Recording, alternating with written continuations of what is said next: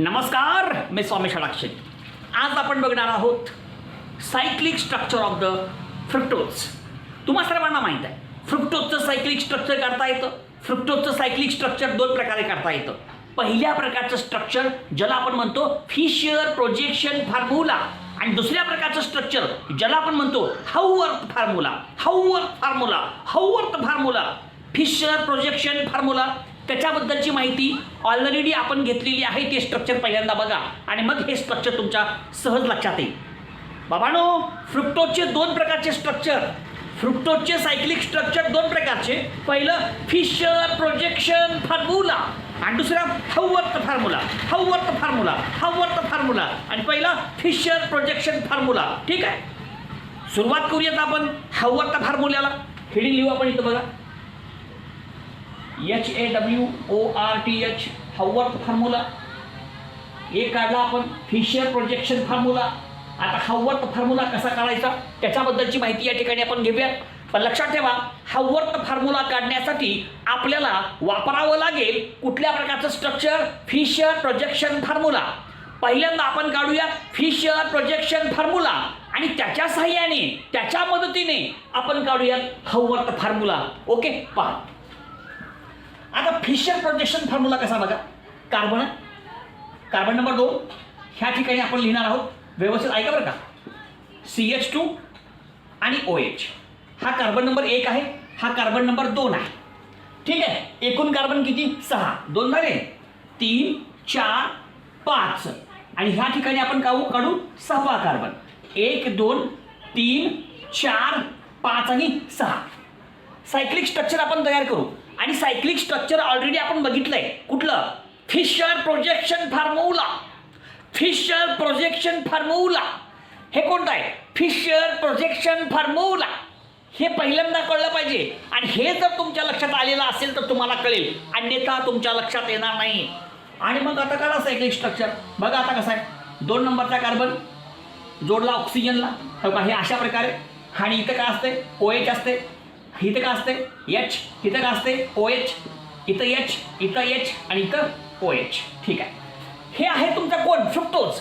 आणि फ्रुक्टोजचा हा कुठला फॉर्म्युला आहे?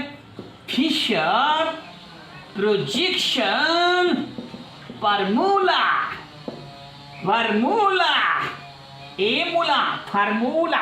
चला आता आपण काय करूयात, या स्ट्रक्चरच्या साह्याने आता आपण काढू आपला मुख्य फॉर्म्युला, ज्याचं नाव आहे हाऊवर्थ फॉर्म्युला. तुम्हाला माहित आहे फिशर प्रोजेक्शन फॉर्म्युलामध्ये पुन्हा दोन प्रकार, अल्फा आणि बीटा हे काय?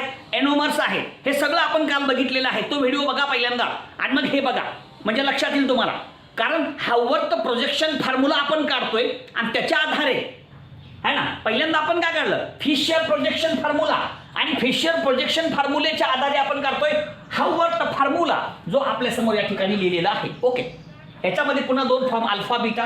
हा OH उजवीकडे म्हणजे अल्फा, OH डावीकडे असेल तर बीटा, असे दोन फॉर्म आहेत. अल्फा बीटा ह्या दोघांना एकमेकाचे एनोमर म्हणतात. हा कोण आहे? तर दिस इज द सायक्लिक कीटल आहे. हेमिक कीटल असू द्या. त्या सगळ्या गोष्टी आपण बघूयात नंतर.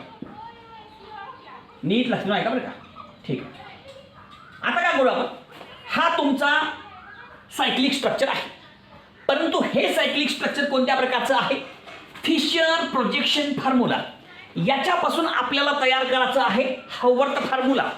पहिल्यांदा आपण बघूयात इथं रिंग जी आहे त्या रिंगमध्ये किती ॲटम्स आहेत, किती मेंबर्ड रिंग आहे पहिल्यांदा बघू आणि त्याप्रमाणे आपण काढू. बरोबर आहे. आता रिंग बघा बरं. हो का, रिंग 1, हां ह्या ठिकाणी कार्बन 2, कार्बन 3, कार्बन 4, कार्बन बघा 1 2 3 4, 1 2 3 4 5 आणि 6. आता आपली जी रिंग आहे, रिंगमध्ये किती ॲटम्स आहेत बघा. आता हे 1 2 3 4 हे 4 कार्बन झाले आणि हा 5वा ऑक्सिजन. ही रिंग झाली आपली. बघा, ही रिंग आहे. आपण या ठिकाणी कार्बन मोजूया, आपण या ठिकाणी ऑक्सिजन मोजूया. बाबांनो, या ठिकाणी जी रिंग आहे, रिंगमध्ये कार्बन बी आहे, रिंगमध्ये ऑक्सिजन बी आहे. कार्बनची किती ॲटम्स आहेत? 4. ऑक्सिजनचा किती ॲटम आहे? 1. बघा, हो का, 1 2 3 4 कार्बन आणि 1 ऑक्सिजन. अशा प्रकारची 5 ॲटम असलेली 5 मेंबर्ड रिंग आहे, हेट्रोसायक्लिक रिंग आहे, ज्याच्यामध्ये एक ऑक्सिजन आहे, एक हेट्रो ॲटम आहे, वेगळा ॲटम आहे. आपण काढू 5 मेंबर्ड रिंग. हो का, एक ऑक्सिजन आहे आणि 4 कार्बन. हो का, बघा एक ऑक्सिजन, 1 2 3 4 कार्बन, म्हणजे एक ऑक्सिजन आणि 4 कार्बन, असे एकूण किती झाले? 5 मेंबर झाले. 5 मेंबर पैकी 4 कार्बन, 1 ऑक्सिजन. हो का, 1 ऑक्सिजन आणि 4 कार्बन, 1 2 3 4 अशा प्रकारे. अजून एक काढू आपण, शेम असंच अजून एक काढून घेऊ. एकच महत्वाचं आहे, एक कळलं की बाकीचं कळालं. हा दुसरा शेम त्याच प्रकारचं स्ट्रक्चर आहे, हे आणि हे एकच आहे. ओके, आपण काय काढलं? आपण काढलं फिशर प्रोजेक्शन फॉर्म्युला. त्याच्या आधारे आपण काय तयार करतोय? Haworth formula. पहिल्यांदा आपण बघितली रिंग, आणि त्या रिंगमध्ये एकूण किती आयटम्स? 5. 5 आयटमपैकी 4 कार्बन, 1 ऑक्सिजन, अशा प्रकारची रिंग काढली आपण. 1 ऑक्सिजन आणि 1 2 3 4 कार्बन, 1 ऑक्सिजन 1 2 3 4 कार्बन, इथं पण 1 2 3 4 कार्बन झालं. ही पण 5 मेंबर्ड रिंग आहे आणि ही पण 5 मेंबर्ड रिंग आहे. मग आता काय करू आपण? प्रत्येक कार्बनला काय काय जोडले, प्रत्येक कार्बनला काय काय जोडले ते आपण लिहू. आणि एक वाक्य लक्षात ठेवा, फिशर प्रोजेक्शन फॉर्म्युल्यामध्ये जे ग्रुप उजवीकडे जोडलेले असतात ते खाली लिहायचं, आणि फिशर प्रोजेक्शन फॉर्म्युल्यामध्ये जे ग्रुप डावीकडे लिहिलेले असतात ते वरी लिहायचं. म्हणजे उजवीकडचे खाली, डावीकडचे वरी, उजवीकडचे खाली, डावीकडचे वरी, उजवीकडचे खाली, डावीकडचे वरी, हे लक्षात घ्या. म्हणजे जे उजवीकडे असेल ते खाली आणि जे डावीकडे ते वरी लिहा. जे जे ग्रुप उजवीकडे असतील ते खाली लिहा रे बाबा. ओके, आता आपण काय करूया? आता हा कार्बन तुमचा एनोमेरिक कार्बन आहे, म्हणजे हा कार्बन नंबर 2 आहे, म्हणजे हा 2, हा 3, हा 4 आणि हा 5 नंबरचा कार्बन आहे. हो का, इथून आहे 2 3 4 5. ठीक आहे. आता 1 नंबरच्या कार्बनला OH उजवीकडे जोडला आहे, उजवीकडे म्हणजे खाली. आता इथं आपण काय करूया? असे रेष मारू, OH खाली लिहायचं. हो का, ते असं काढून घेऊ. पहिल्यांदा आपण जे उजवीकडे आहे ते खाली लिहा. ओके, आणि CH2OH डावीकडे आहे. आता CH2OH डावीकडे आहे म्हणजे वर लिहायचं. हो का, इथे लिहा CH2OH. झालं, संपलं. जे ग्रुप उजवीकडे त्याला खाली लिहावं, जे ग्रुप डावीकडे त्याला वरी लिहावं. उजवीकडचे ग्रुप खाली लिहावे. हा, चला, हा कार्बन नंबर 1 झाला. 1 2 3 4 5. ओके, आता बघा 3 नंबरचा कार्बन. हो का, हा 3 नंबरचा कार्बन उजवीकडे H आहे, उजवीकडे H म्हणजे वरी OH असते. हाय काय लिहिले तिथं. चला, कार्बन नंबर 4 उजवीकडे OH, कार्बन नंबर 4 उजवीकडे म्हणजे खाली OH म्हणजे वरी H, आणि कार्बन नंबर 5 त्याला पण H आणि CH2OH आहे. CH2OH वरी लिहा आणि खाली H लिहा, आणि हा कार्बन नंबर 6. झालं, संपले. हो का, अशा प्रकारचं स्ट्रक्चर तयार झालं, आणि ह्यालाच म्हणतात हावर्थ फॉर्म्युला. कसं काढलं? सगळं तुमच्या समोर आहे. पहिल्यांदा ॲटम मोजा, एकूण किती? 5 ॲटम आपल्या रिंगमध्ये आहे.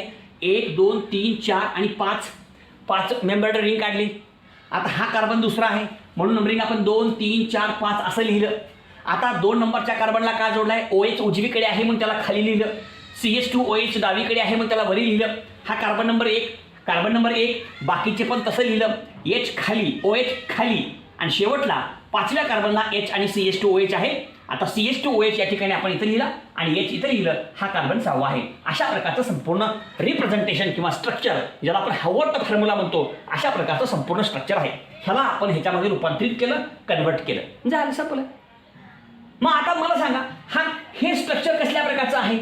आता OH खाली आहे म्हणजे अल्फा, आणि हे डी शुगर आहे, आणि हे लिव्हो रोटेटरी आहे म्हणजे मायनस, आणि ह्याचं नाव आहे फ्रुक्टोफ्युरियानोज. झालं. आता ह्याच्या अपोजिट काढू आपण. आता काय करू? OH खाली बी असू शकतो आणि OH वरी बी असू शकतो. कार्बन नंबर 2 हा एनोमेरिक कार्बन आहे, आणि 2 नंबरच्या कार्बनला जोडलेला OH खाली पण असू शकतो किंवा वरी पण असू शकतो. हा डावीकडे बी असू शकतो किंवा उजवीकडे बी असू शकतो, आणि त्याच्यामुळं 2 प्रकारचे स्ट्रक्चर. हो का, OH आणि CH2OH. झालं. 1 2 3 4 5 लिहा प्रत्येक ठिकाणी. असं सेम असं लिहायचं. आता हे बदलायचं नाही, खाली हे बदलायचं नाही, बस ते असंच लिहायचं.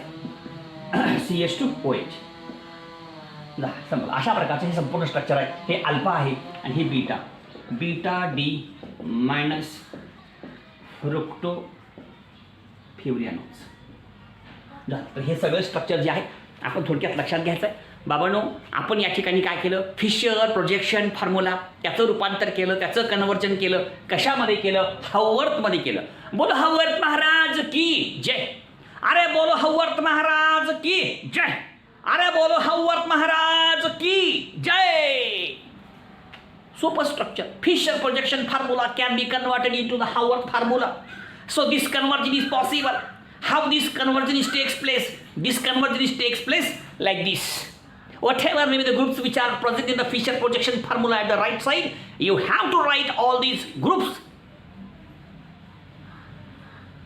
खाली डाऊनवर्ड डायरेक्शन. कळलं का? फार सोपं आहे, लक्षात घ्यायचं आहे. आता काही गोष्टी सांगतो आणि हा भाग या ठिकाणी आपल्या समोर व्यवस्थित लक्षात घ्या. अतिशय सोपे आहे ते. व्हिडिओ फक्त व्यवस्थित बघा, लाईक करा, सबस्क्राईब करा, शेअर करा, सगळ्याकडे पाठवा. बरोबर आहे की नाही? आपलं नाव सगळीकडे जाणं फार महत्त्वाचं आहे. जास्तीत जास्त लोक बघणं महत्त्वाचं आहे. मी व्हिडिओ करलेला कधी बघण्यात आले. बघा या बघा, बघताव का? बघताव का? बघा बघा. आता मी काय करतो बघा, हे पुस्तक पाहिजे ना, हे सगळे सांगितले तुम्हाला सांगायची गरज नाही. ऐका, नीट ऐका बरं का. एक एक वाक्य नीट ऐका. इकडं आपण लिहू, ऐका. आता पहिलं महत्त्वाचं वाक्य आपण लक्षात घ्यायचं आहे. बाबांनो, हे तुमचं सगळं काय आहे? हवर्त फॉर्म्युला कुणाचा? फ्रुक्टोजचा काढला आपण. ओके. एक वाक्य, एक स्ट्रक्चर काढतो तुमच्यासमोर बघा. आता हे एक ऑक्सिजन आहे आणि 4 कार्बन, डबल बॉन्ड आहे. ह्याचं नाव आहे फ्युरान. काय नाव आहे? फ्युरान. आता हे स्ट्रक्चर आणि हे स्ट्रक्चर एकसारखं आहे. आता एकसारखं म्हणजे कसं? सेम नाही एक्झॅक्टली, पण त्याच्यासारखं आहे. त्याच्यासारखं, त्याच्याशी मिळतं जुळतं आहे. तेच नाही, त्याच्याशी मिळतं जुळतं आहे. म्हणजे कसं? ह्याच्यामध्ये बी एक ऑक्सिजन आहे, ह्याच्यामध्ये बी एक ऑक्सिजन आहे, ह्याच्यामध्ये 1 2 3 4 कार्बन, ह्याच्यामध्ये बी 1 2 3 4 कार्बन. म्हणजे हे दोन्ही स्ट्रक्चर एकसारखं आहे. म्हणून ग्लुकोजचं स्ट्रक्चर हे कोणासारखं आहे? फ्युरानसारखं आहे. म्हणून ग्लुकोजच्या स्ट्रक्चरला म्हणतात फ्युरियानोज स्ट्रक्चर. काय म्हणतात? फ्युरियानोज structure. The structure of glucose is called as Furiano structure because the structure of fructose is similar to the structure of furan. So these two structures are identical to each other. These two structures are same, not exactly, but somewhat. है का? मग काय साम्य सांगितलं तुम्हाला आणि त्याच्यामुळे ह्याला फ्युरियानो स्ट्रक्चर असं म्हणतात. पहिलं वाक्य. नंबर 2. आता या ठिकाणी हा जो एनोमेरिक कार्बन आहे तिथला ओएच मोकळा आहे, त्याला काय जोडलं नाही, मोकळा आहे, फ्री आहे. आणि यामुळं ही जी शुगर आहे ती रिड्युसिंग शुगर आहे. लक्षात ठेवा, reducing sugar. Fructose is a reducing sugar. हे वाक्य लक्षात असू द्या. आणि अजून एक महत्त्वाचं वाक्य तुमच्यासमोर सांगतो. बाबांनो, एक वाक्य लक्षात घ्या. हा तुमचा फ्रुक्टोज आहे. फ्रुक्टोज जर फ्री स्टेटमध्ये असेल, काय म्हणतो मी? फ्रुक्टोज जर फ्री स्टेटमध्ये असेल तर तो 2 वेगवेगळ्या स्वरूपामध्ये आढळतो. If fructose is present in the free state, then this fructose occurs in 2 different forms. कुठल्या? नंबर 1 फ्रुक्टोफ्युरियानोज हे असा, आणि दुसरा एक आहे फ्रुक्टोपायरियानोज. हे वाक्य लक्षात ठेवा का. जर फ्रुक्टोज फ्री स्टेटमध्ये असेल तर तो 2 वेगवेगळ्या स्वरूपामध्ये आढळतो, 2 वेगवेगळ्या फॉर्ममध्ये आढळतो, 2 वेगवेगळ्या स्वरूपात आढळतो. फ्रुक्टोफ्युरियानोज, फ्रुक्टोपायरियानोज. आणि जर तो कंबाईनड स्टेटमध्ये असेल, कंबाईनड स्टेट, तर तो फक्त एकाच अवस्थेमध्ये आढळतो. That is fructofuranose. तर हे वाक्य पण लक्षात असू द्या. आपल्या पुस्तकात दिले, त्याच्यामुळे ही सगळी माहिती आपल्यासमोर घेतलेली आहे. अशा प्रकारचा हा संपूर्ण भाग आपल्यासमोर आहे. व्यवस्थित लिहून घ्या. संपलं. ओके. तर अशा प्रकारचं हे संपूर्ण स्ट्रक्चर आपल्यासमोर आहे, जे तुमच्यासमोर आपण एक्सप्लेन केलेलं आहे. अशा प्रकारचं हे संपूर्ण structure. This is the cyclic structure of the fructose. आणि फ्रुक्टोजचं सायक्लिक स्ट्रक्चर कुठल्या प्रकारचं आहे? हवर्त फॉर्म्युला. तर ते कसं काढतात त्याच्याबद्दलची संपूर्ण माहिती आपल्यासमोर आपण एक्सप्लेन केलेली आहे. तर ही सगळी माहिती आपल्यासमोर आहे.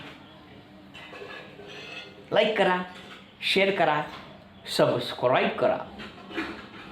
धन्यवाद.